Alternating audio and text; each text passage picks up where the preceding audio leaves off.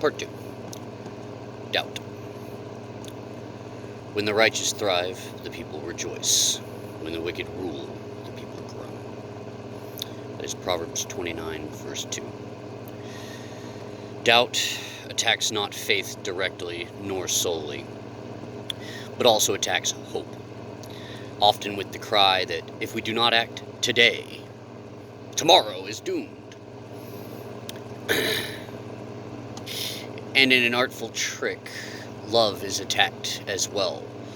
For of what use is something as supposedly esoteric as love if tomorrow is doomed at the behest of today crying out that tomorrow is doomed?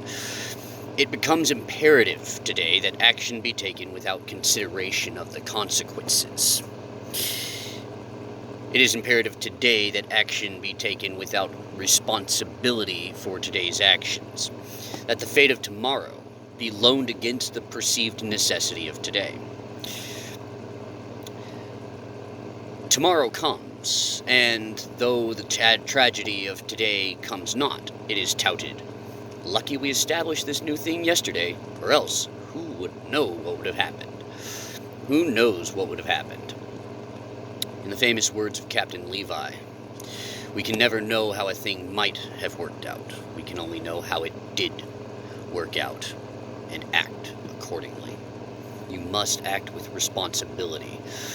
So when it says, act today, it is following that concept that right now, rather than continuing to take personal responsibility for actions day by day as they go and as we grow.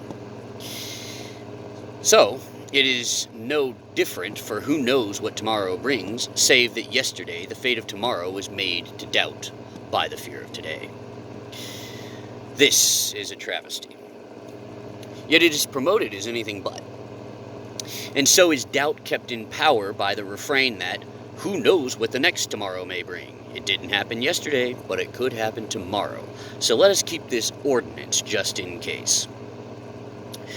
That's where all of these laws and regulations and everything else that goes along with it comes from.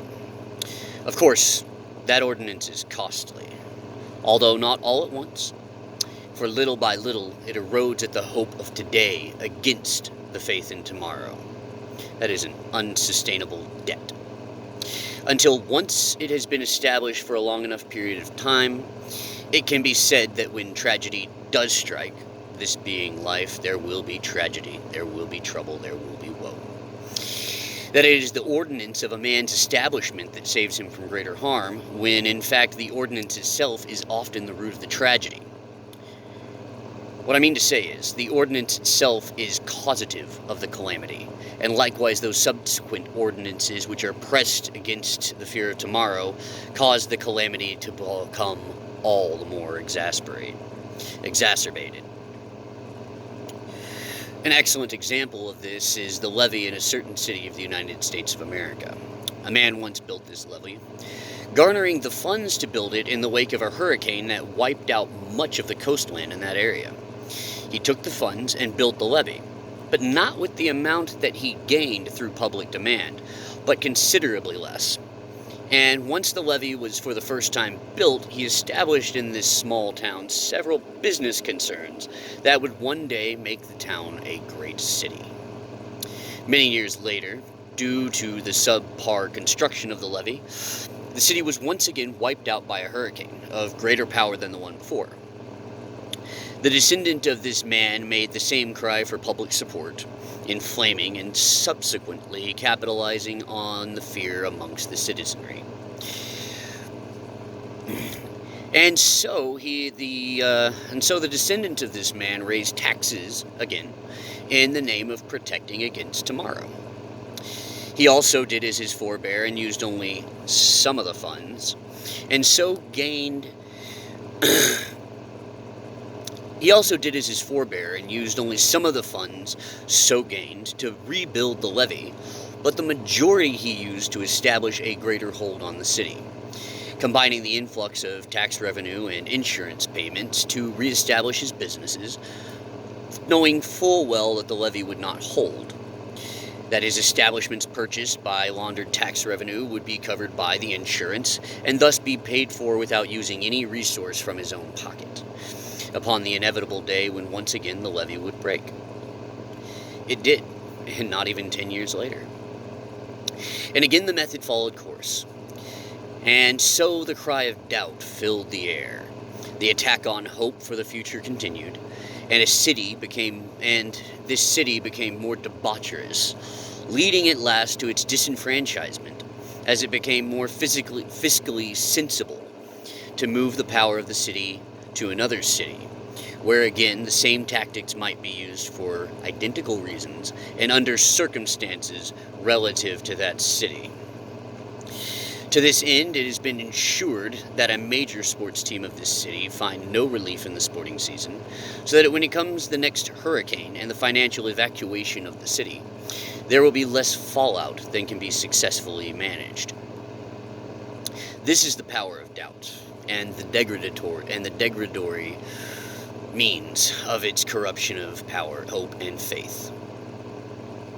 Which leads us to the offspring of doubt, which is confusion, madness, and mayhem. See, they are all false. Their deeds amount to nothing. Their images are but wind and confusion. That is Isaiah chapter 41, verse 29. Is there anything of which one can say, look, this is something new? It was here already, long ago. It was here before our time. That is Ecclesiastes chapter 1, verse 10. It is written that even the fallen angels know the word of God, and also that they twist it to deceit. This cannot be accomplished lest first doubt is brought into the equation. Elsewise, the word is seen in its immaculate form and not as a subject of questionability. When fails one artifice, it is discarded and buried like the dead in some forgotten graveyard. It is replaced, ere it is even buried, with another artifice, following the principle, see, this is something new. Since the original artifice is now discarded, the new artifice is promoted as somehow different, and so it is, at least superficially.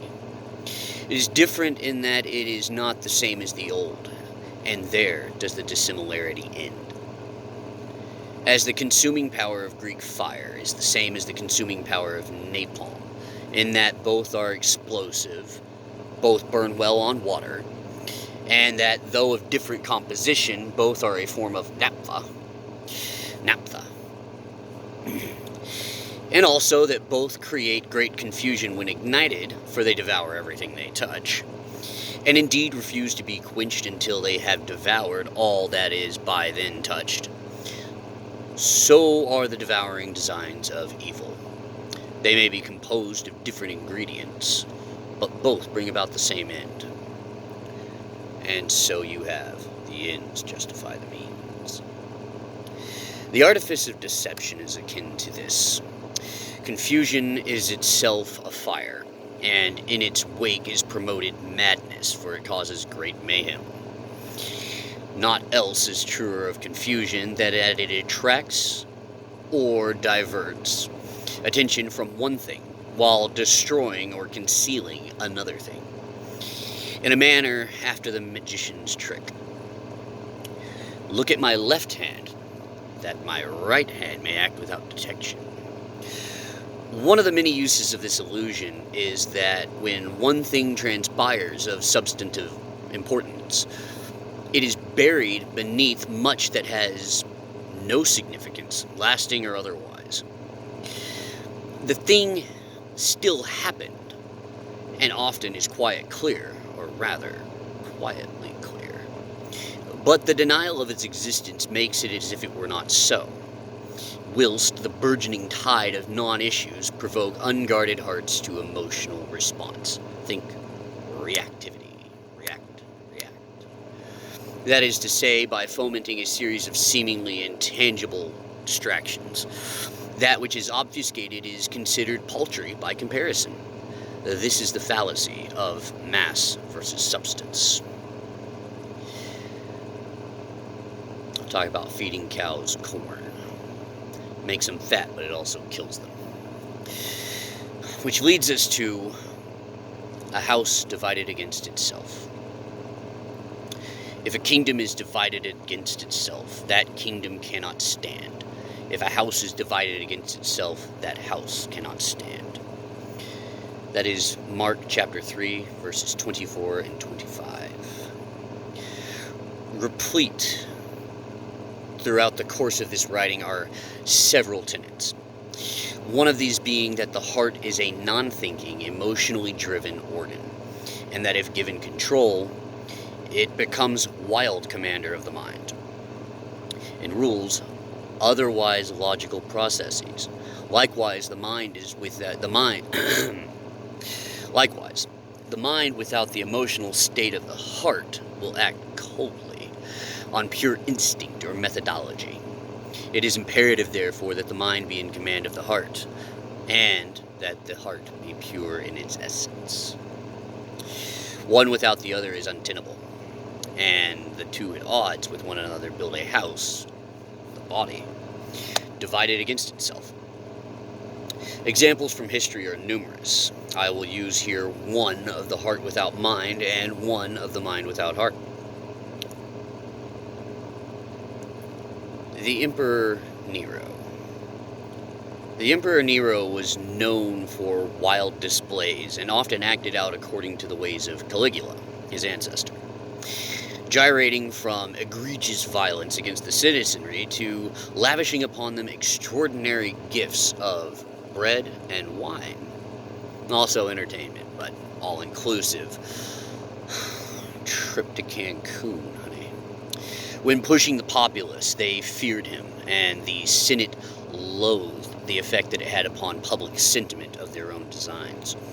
When he lavished gifts upon the populace, the people cheered him, and the Senate loathed him for the effect that it had upon the coffers of the Republic. Correction, upon the coffers of the Empire. The Republic had very recently fallen into complete disrepair. So capricious was his way that even the evil of necessity chose at last to abandon him. And in the end, rather than bring mind and heart into alignment, he fed his heart one last time, a dose of poison, and so died ignobly among the emperors of Rome. The second example is that of a man known as the Iceman, one Richard Leonard Kuklinski, a hitman for the Italian mafia during the 20th century. He is purported to have killed as many as 200 or more individuals, and to have done so quite efficiently. Now, to him, the execution of a person indicated by the mob to having fallen out of favor was strictly business, thus his name, the Iceman. He did not act violently, as violence is understood, but with strict professionalism. To illustrate, in an interview during the 1980s, he was asked what he was thinking about the night following a particularly gruesome murder earlier that same day. In his response, "I was trying to figure out how to get the damn parts together for the train set I bought for my little boy for Christmas." His life exemplified the workings of the mind without emotion. For had he any emotional responsibility, he would have not killed so easily, and most likely would have not been a trained killer. Who knows? Perhaps in that moment, he wished he had become a locomotive engineer instead, rather than an engineer of death. On that, I cannot conjecture. To clarify this point, Nero lived without mental responsibility, and so only half of him lived at all. And in its futile attempt to compensate, his heart departed from emotional responsibility in ways that only the most despicable do. Richard Leonard Kuklinski, known as the Iceman and also as the devil himself, lived his life with no emotional responsibility, and so failed to recognize the importance of balance of mind and heart. Both were wicked in their actions. I cannot say whether either ever repented, but it is worthy to note that Nero committed suicide, for he could no longer bear the result of his lifelong decisions, and that Richard Kuklinski, during the same interview, had a single tear sprout from his eye as he spoke about one particular individual out of 200 and more, whom he had killed, and someone he personally believed did not deserve to die. Though the man begged for his life and even promised to disappear. I'm sure he would have. One tear of regret. And then the stone wall sprang into place again, and that was the end of the interview. I cannot judge this, but only share their stories as points illustrative of a house divided against itself. Both Nero, Emperor of Rome, and Richard Leonard Kuklinski, killer for hire, lived with only half the life given them by God the Creator, and so tasted only the slightest modicum of that which life has to offer. The heart is a lonely fire, the mind a cold domicile. They must together dwell, that the body may express fully the life given by the Spirit of God. It is here important to note, pure evil, that spawn of the fallen one, is the root of man's evil choices. Pure evil, born of the deceiver, knows well the connection of mind, body, and heart, and seeks through spiritual attacks of many kinds to separate the three.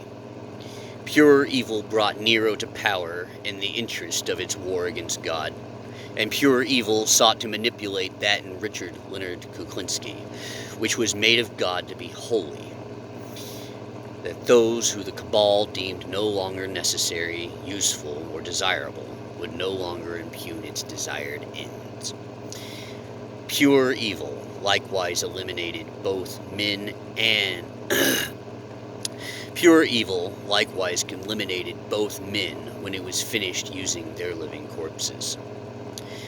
Men may do evil, but there is always a serpent behind the scenes controlling the narrative.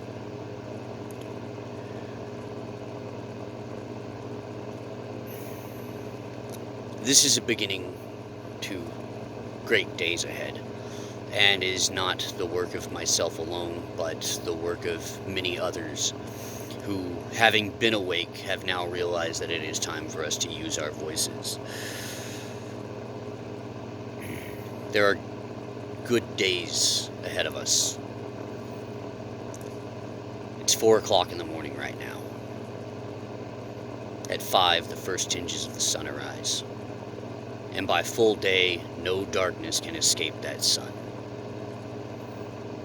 So, despite the narrative, despite everything that everybody is telling you, understand this.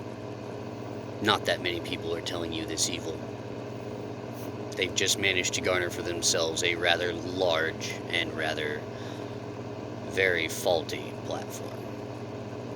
As long as they have you doubting, living in fear, they can bind you to sin, they can bind you to hate, they can bind you to all kinds of absolute wickedness.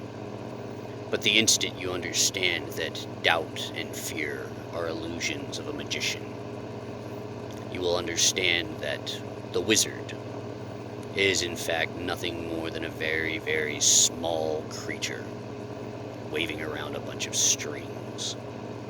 One who cannot create, but who can only manipulate that which has been created, if that which has been created allows him to manipulate it. And that brings us to the conclusion of this video.